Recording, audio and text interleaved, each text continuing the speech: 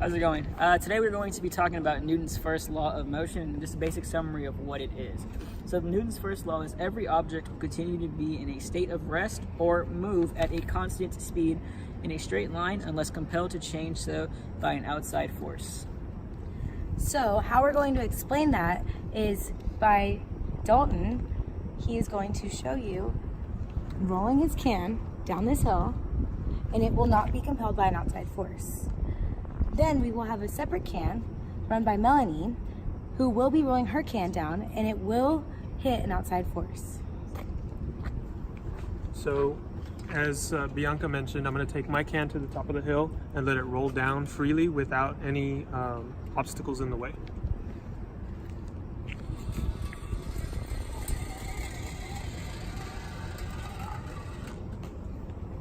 As you can see, the can neither changed direction nor speed as it was rolling down the hill until that last little bump there. But that demonstrates an object that has no obstructions and no change of direction or momentum.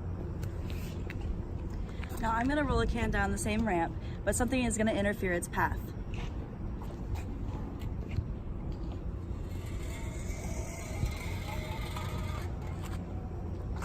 As you can see, the can stopped rolling because it hit something else.